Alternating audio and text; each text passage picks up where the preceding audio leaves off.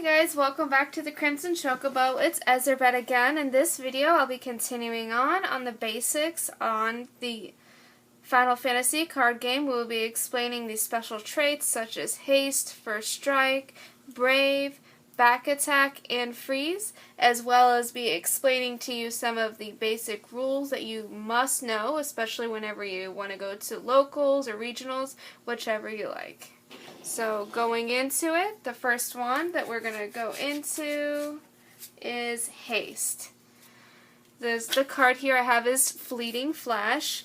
Haste is the ability, basically, if I were to summon Fleeting Flash on my turn, say it's first turn, generally I would not be able to attack, but because he has Haste, he can attack on his first turn, as well as if he were to have an S ability, he could use that as well if you wish, but there's really no point, especially early on in the game. The only part that I would tell you about Fleeting Flash is the fact that, I'm not sure if you could see, but if you look close here, it has a little symbol that has multiple little cards on it. That little symbol basically indicates that you can have multiple of the same on the field at the same time. Alright, moving on to the next ability, we have First Strike. Let me just get the card here. Okay. Alright, here we have the 3-drop Laguna. He has First Strike, meaning, for example, if he were to attack and another forward that your opponent controls were to block, who also has 5k, Laguna would deal damage first, therefore destroying your opponent's forward. The only time that First Strike is nulled is whenever both cards, the attacking card and the blocking card, have First Strike, they would both be destroyed. Whereas if only whichever card has First Strike over the other, will always win. What's the next one? Brave. Brave, okay. And next we have Brave. I'm using 4-drop Guy. He's a very good card. He has the Brave ability. What makes him so good is that he's 4-drop Earth. He's 8k, and his Brave ability, what it does is basically whenever he is summoned, he doesn't dull. He can attack whenever he is in active position like this. Therefore, the normal forward, for example, if I were to attack with Laguna, instead of Laguna would dull, whereas if I were to attack with Guy, he does not dull, therefore it does not leave you open for an attack, especially whenever your opponent's next turn comes around, which is a fantastic ability to have. As using Guy in a deck, Brave is very powerful, especially with forwards that have high attack or if they have abilities that boost their attack or defense. Brave essentially prevents them, basically adds you a blocking statue that can attack on your side of the field. Moving on to the next ability, we have Back Attack. This one is a pretty interesting card. In a way, it's sort of underrated. This is a 2-drop. He's 5k. What makes him very unique is the Back Attack. There are not very many cards in this game that even have this ability. He's the only one. Like he said, he's the only one at the moment. What Back Attack does basically is he can be used as if he were a summon. Say, for example, this is your opponent. He has Guy, and he's getting ready to attack. And I have an open field. I have nothing protecting my points at all. What I could do, especially since he has the Back Attack effect, is I can dump 2 Earth Crystal points, and then I can automatically put him on the field. He has the same ability. In a way, he's kind of like a summon, where he can come on the field on either player turn, and Guy continues his attack.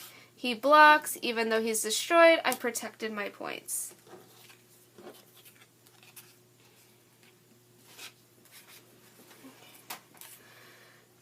And next we have Shiva, and it has the freeze ability. I don't know the freeze ability that well because I don't work with ice as much, to where I will put that onto my partner. Freeze is essentially, it stops your opponent from attacking. An example would be, say Fleeting Flash. Your opponent goes, okay, I'm going to deal damage.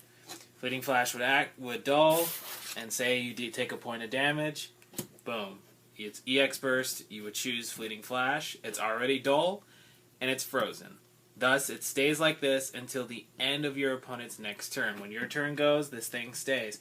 When your opponent's turn starts, this thing stays until the end of your next turn, actually. Meaning it does not activate, because whenever, say for example, he used Shiva, it's my turn again, and I have, let's see, I have him on the field in dull, as well as the Fleeting Flash. Because of Shiva's effect, the only one who would activate is the Earth Forward. Therefore, he does not activate until my next turn. On a side note, the Shiva would not affect Guy, because Guy's secondary things, he cannot be dulled. So Shiva would just essentially leave him frozen. It really wouldn't matter anyway, because he could still attack, because he doesn't activate anyway, because he's already brave and he has that ability. Okay, now moving on to some of the basic rules, which is you must know, especially if you want to compete, is the fact that, for example, we have 2 cards here. We have the 6-drop Edea and the 4-drop backup Edea.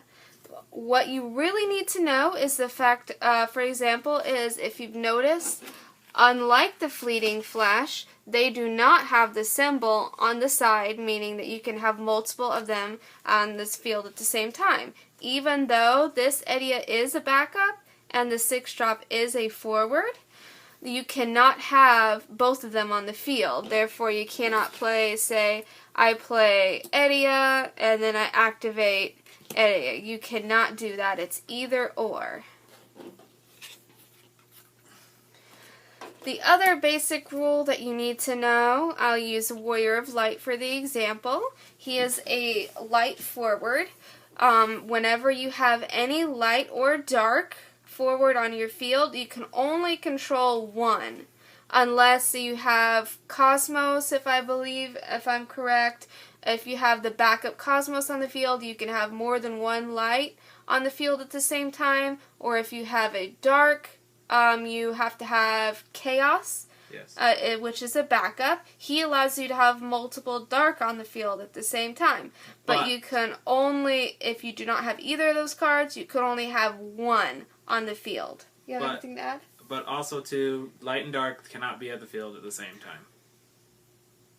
Okay. Yeah, light and dark cannot be at the field. Meaning, if So you have really, a light card on the field with Cosmos, you can't play Chaos into your back It's row. either or. It's either or. Which is why the light and dark cards, they're more of cards that you can splash around in any deck to get rid of some problems, because some of them have great effects, like the Sephiroth, where you can break, is it a forward or backup? Backup, which is rare. You break a backup, which is very good to have.